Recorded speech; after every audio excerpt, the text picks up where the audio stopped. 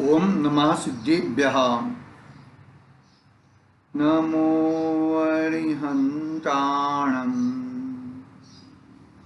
नमो सिद्धाणं। नमो आयर्याणं। नमो वज्रायाणं। नमो लोये सव्वसाहुणम्। मंगलम भगवान वीरो मंगलम गौतमो गणी मंगलम कुंद कुंदार्यो जैन धर्मोस्तु मंगलम सर्वमंगल्य मंगल्यम सर्वकल्याणकारकम प्रधानम सर्वधर्मानं जैनं जयतु शासनम्। येनात्मा बोधयात्मितेव परत्वेनैव चापरम् अक्षयानन्दबोधाय तस्मै सिद्धात्मने नमः।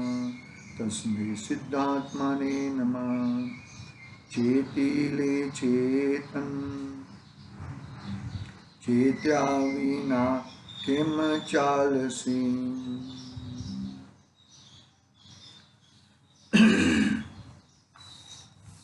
समाधि तंत्र आचार्य पूज्यपाद स्वामी का महान ग्रंथ अपने सामने विराजमान है।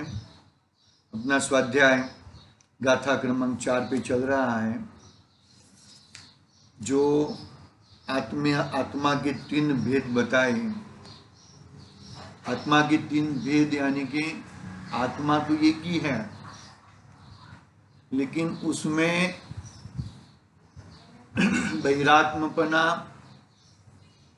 अंतरात्मापना और परमात्मा, ये तीनों चीज देखी जाती है। बहिरात्मा जिसका मुख बहिर्मुख है, यानी कि ये क्रोध हुआ उसके कारण हुआ, उसने मुझे क्रोध करवाया। ये बिल्डिंग गिर गई तो इसने ये किया था, इसके लिए हो गया। इनकी तबीयत बिगड़ गई तो उसने ऐसा किया था, इसके लिए ऐसा हो गया।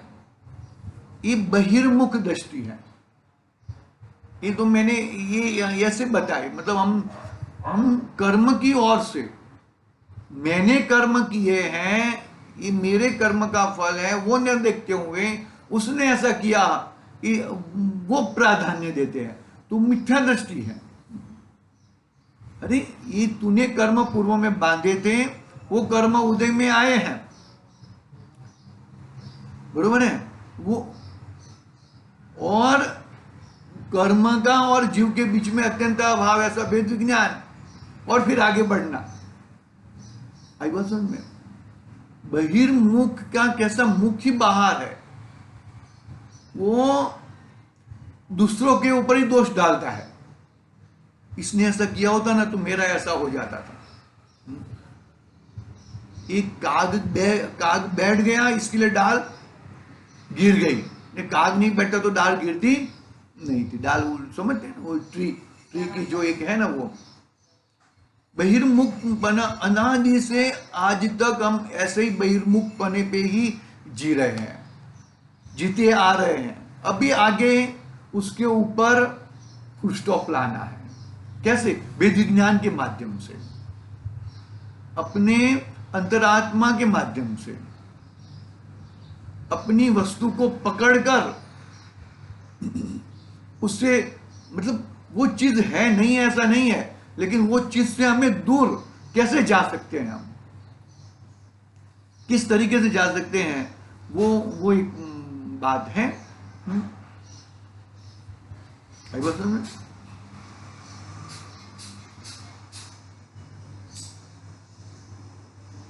क्या कहना चाहते हैं यहां पर कि आत्मा तो एक ही है, लेकिन तू स्वयं अपने आप को आत्मा न मानते हुए गड़बड़ कर रहा है।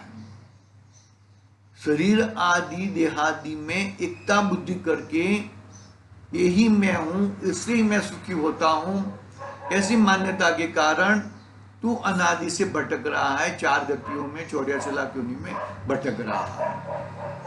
बहुत बड़ी भूल है तेरी, ये भूल को सुधारनी पड़ेगी भैया। अवसर मिला है, समझ लो, अवसर मिला है कि ये भूल को हम कैसे सुधारें। सुधर सकती है, नहीं सुधर सकती ऐसा नहीं है, सुधर सकती है। जो बहिर्मुख दृष्टि है उसको अंतर्मुख दृष्टि करनी है, अपनी और अपने स्वभाव की और अपना मैं कौन हूं उसमें स्थापना करनी है। मेरा स्वभाव क्या है, मेरी क्या शक्ति है, वो सब लाना पड़ेगा भैया। बहिरात्मपना नहीं छूटा।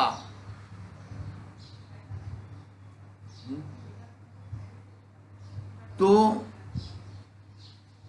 देखो, उपवास करने की मनाही नहीं है, लेकिन मैंने उपवास किया, अपने आप को निराहारी तो देखा नहीं, अपने आप को खाने वाला देखा। अभी कल सुबह होएगी ना तो मैं पारणा करूंगा। बात को समझो ऐसा। उपवास करना ही चाहिए, नहीं करना चाहिए ऐसा नहीं है, लेकिन उपवास करने के बाद जो समय बचा वो समय कहां पे लगाना चाहिए, किस जगह पे लगाना चाहिए, वो एक है। स्वाध्याय में लगाना चाहिए, अपने अंतरात्मा की ओर देखना चाहिए। इधर ये मैंने आज उपवास किया है, मैंने वो किया है। अरे तुम उपवास किया है, तुम पहले जो खा रहा है वो कौन है और तुम कौन हो। आत्मा का स्वभाव क्या है, ज्ञान स्वभावी आत्मा है, ज्ञान शरीरी है, और तुमने चर्म शरीरी मान लिया, खाने वाला मान लिया। अभी मैं नहीं खाया इसके लिए धर्म हो गया। अरे खाने न खाने से धर्म कैसे हो सकता है। सबसे ज्यादा धर्म तो नरक के जीवों को हो जाएगा, उनको खाने के लिए कुछ नहीं मिलता। एक प्यास बुझाने के लिए भी एक बूंद पानी नहीं मिलता, तो सबसे बड़ा धर्म उनका हो जाएगा। भाई अपने वस्तु स्वभाव को पकड़ोगे, अपनी वस्तु स्वभाव मैं कौन हूं और मेरी स्थापना कहां पे करनी है उसको पकड़ोगे तो ही तुम्हारा कल्याण हो सकता है, बाकी अन्यथा नहीं हो सकता। भाई ये चीज है ना, ये बहुत ही बुद्धिपूर्वक यहां पे लगानी पड़ेगी। यदि बुद्धिपूर्वक हमने नहीं लगाई तो गड़बड़ हो सकती है। बस समझ में। गाथा पढ़ते हैं एक बार और वापिस आगे की चर्चा लेते हैं हम लोग। देखो मतलब बात दिखती है, हमें दिखता है, फिर भी आंख आड़े कान कर देता है, आंख आड़े कान कर देता है। क्योंकि आंख आड़े कान क्यों करता है? मोह के कारण, उल्टी मान्यता के कारण, बहिर्मुखता के कारण।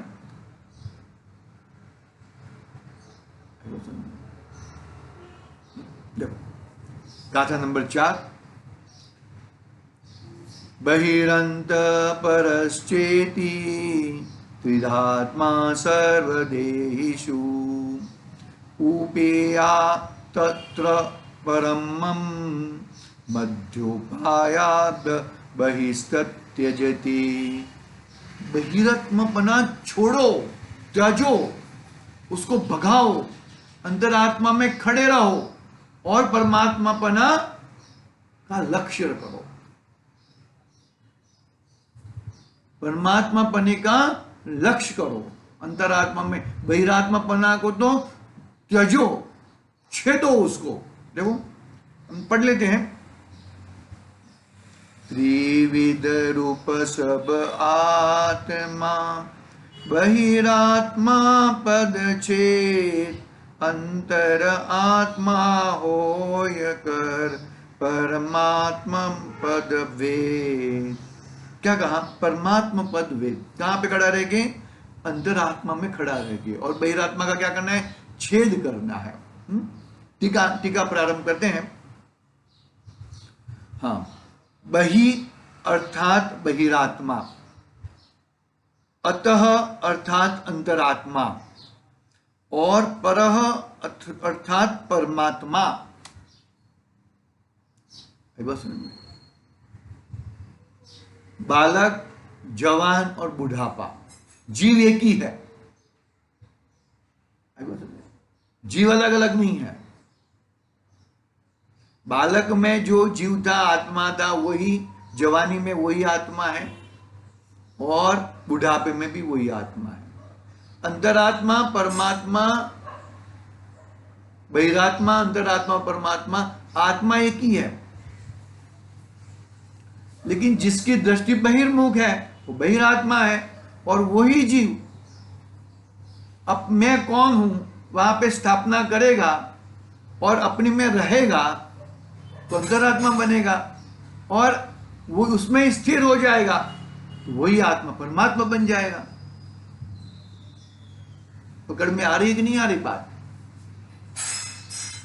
तीन प्रकार के आत्मा विश्व में पाए जाते हैं। अनंत अनंत जीव है ना, अनंत आत्मा है। तो अनंत, अरे बहिरात्मा को तो आत्मा कह भी नहीं सकते हम। कैसे कह सकते? जो जिसने अपने आप को आत्मा जाना है वो बहिरात्मापना छूट जाएगा, उसका तत्कालीन छूट जाएगा। लेकिन जिसने अपने आप को आत्मा ही नहीं माना, जिसने अपने आप को शरीर माना है, अपने आप को क्या बताए अभी,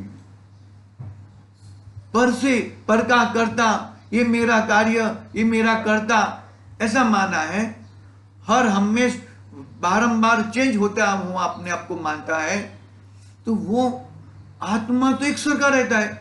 आत्मा तो ज्ञाता दृष्टा स्वभावी है। धर्म करने की पद्धति भूल गया है जीव। धर्म कहां से होता है? अष्टद्रव्य चढ़ाने से। अरे अष्टद्रव्य चढ़ाने की, भगवान की जिनेंद्र उपासना, जिनेंद्र अर्चना हमेशा निरंतर करना ही है, नहीं करना ऐसा नहीं है। हर दिन, दिने दिने, षट आवश्यक दिने दिने, लेकिन षट आवश्यक के साथ मेन आवश्यक कौन हूं? कि मैं जीव हूं, मैं आत्मा हूं, मैं ज्ञाता दृष्टा स्वभावी हूं, मैं ज्ञायक हूं, मैं अनंत गुणों का पिंड हूं। ये वो भूलना नहीं है, उसको खड़ा रख के यहां वहां पर बैठ के करो, भरपूर करो। बस इतने तो पूजा करेगा, जयमाला का ऐसा 2 पाने की जयमाला यार कब पूरी होगी पूजा? तो क्या ये सही मायने में उसको पुण्य के भी वांदे हैं वहां पर उसको पुण्य भी नहीं होता, आकुलता के कारण पाप होता है। जिन मंदिर में बैठ के भगवान के सामने बैठ के पुण्य कमाने का बात कर रहा था, वो पाप कमा के जाता है।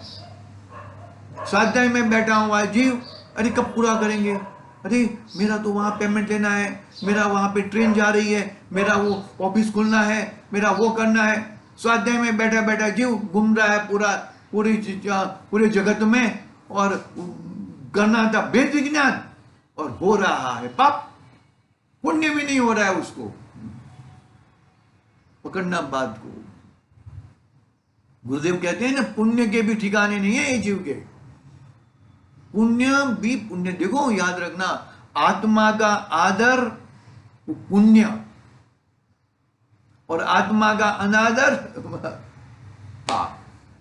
अरे पुण्य और पाप समझदार ग्रंथादिराज में तो दोनों एक समान कह दिए।